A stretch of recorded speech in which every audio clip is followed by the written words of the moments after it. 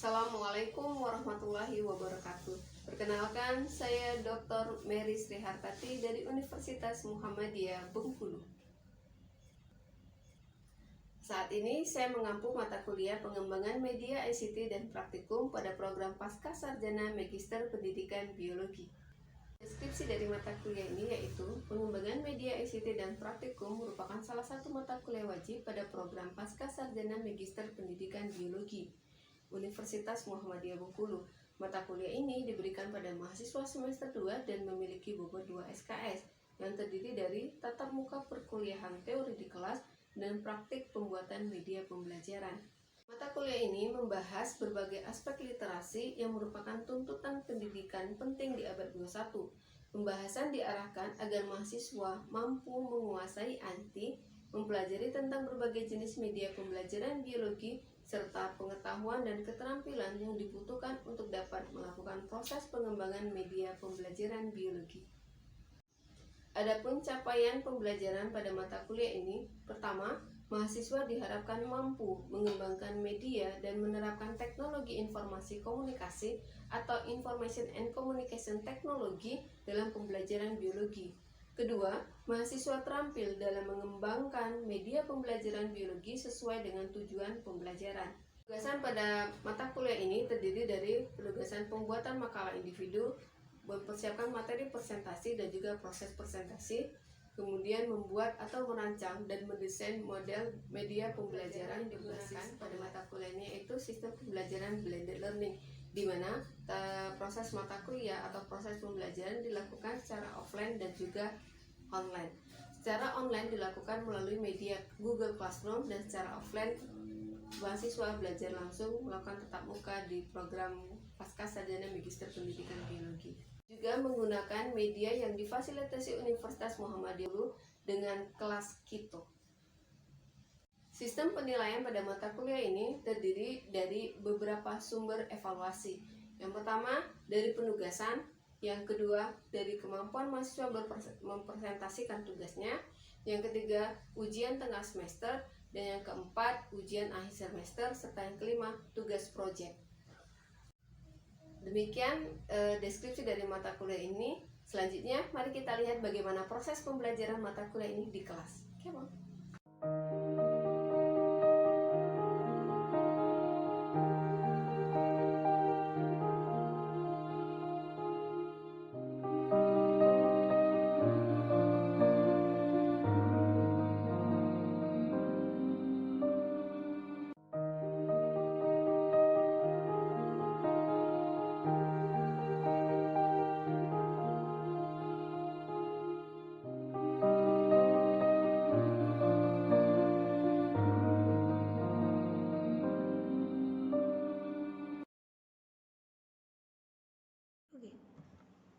Assalamualaikum warahmatullahi wabarakatuh.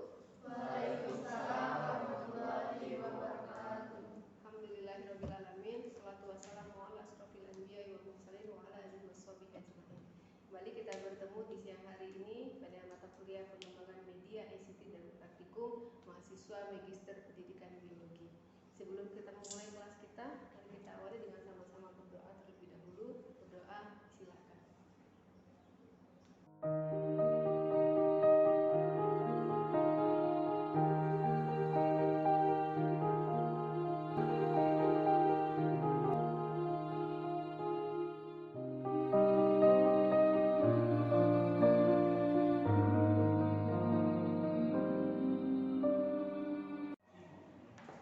Assalamualaikum warahmatullahi wabarakatuh.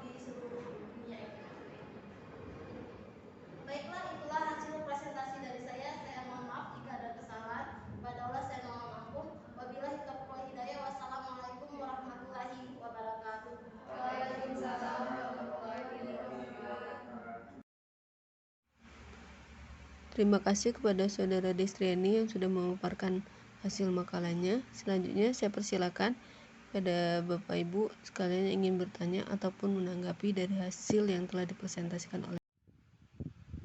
Oke, Assalamualaikum warahmatullahi wabarakatuh. Di sini saya izin bertanya, mengapa e-learning mampu merubah siswa dari pasif menjadi aktif?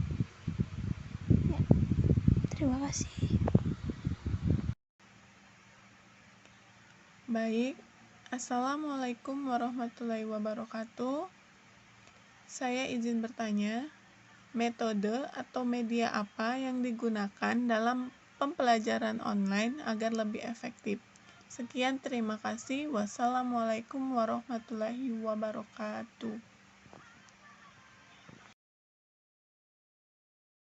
Baiklah, saya akan menjawab pertanyaan dari saudari Welita. Di mana pertanyaannya itu adalah mengapa e-learning mampu mengubah siswa dari pasif menjadi aktif ya. Oke. Nah, di sini untuk e-learning dapat memberikan kesempatan kepada siswa yang pasif untuk menjadi aktif.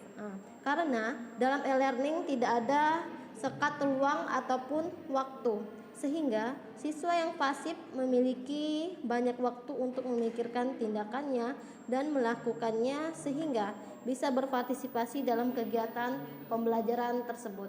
Terima kasih. Itulah jawaban sementara saya untuk pertanyaan saudari Belita. Baiklah, saya akan menjawab pertanyaan dari saudari Desilia. Dia bertanya tentang metode atau media apa yang digunakan dalam pembelajaran online agar lebih efektif. Di sini, kalau untuk media, semua media belajar akan efektif bila digunakan sesuai kebutuhan dan tepat sasaran. Misalnya dengan menggunakan kuis, Google Slide, blog guru, hingga menggunakan media dari YouTube. Kalau untuk metodenya sendiri ini ada banyak juga. Guru bisa memanfaatkan berbagai aplikasi digital berbasis kelas online seperti Google Classroom, grup WA, ataupun grup Telegram hingga grup Messenger sendiri. Selain itu, guru bisa mengadakan pembelajaran daring dengan menggunakan aplikasi video conference yang memungkinkan siswa bisa bertatap muka seperti Zoom ataupun Google Meet. Yang kedua itu ciptakan lingkungan kelas yang menyenangkan dan menginspirasi. Ketiga, itu kaitkan pembelajaran dengan kehidupan sehari-hari. Yang keempat itu sendiri itu gunakan media yang menarik minat siswa. Dan yang terakhir itu dengan cara refleksi. Oke, baiklah, itulah sementara jawaban dari saya. Jika pun ada teman-teman yang ingin menambahkan, dipersilakan.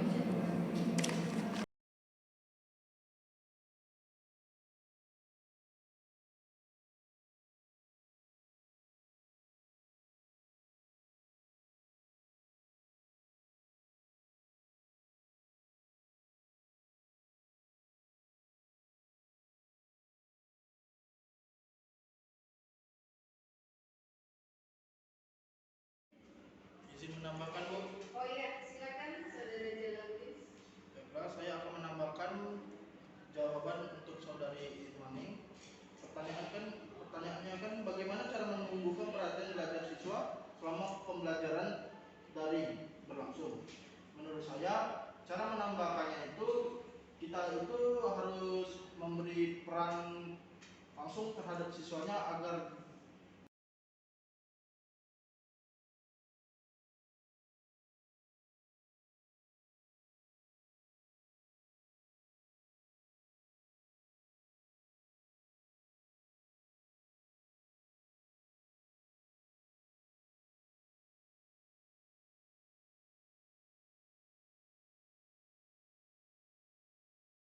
Bobi, silakan Bobi, ada yang ingin ditambahkan?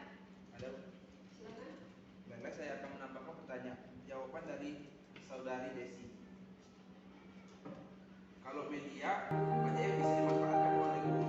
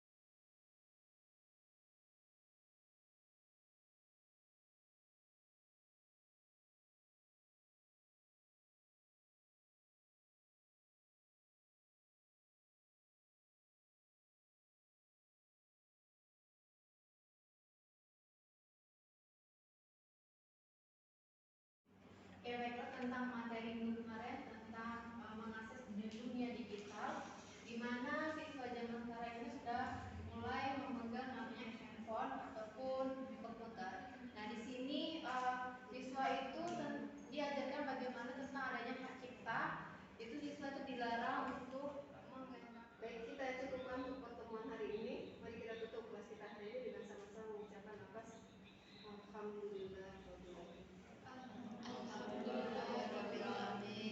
Sebagai catatan penugasan, silakan masing-masing ya, tugas individu membuat flyer edukasi. Jadi flyer edukasi deadline-nya kita akan ketemu minggu depan dan tugasnya sudah selesai dikumpulkan ke ibu minggu depan. Link flyernya saja ya, jadi tidak perlu di print out, tidak perlu dicetak, silakan linknya saja. Jadi boleh post itu ke media sosial Anda dan linknya silakan kirimkan ke ibu. Jadi flyer edukasi.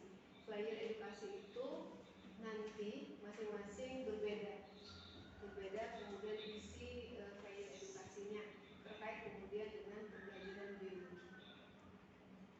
Ada yang ditanyakan terkait flyer? Tahu gambaran flyer? Sudah tahu ya?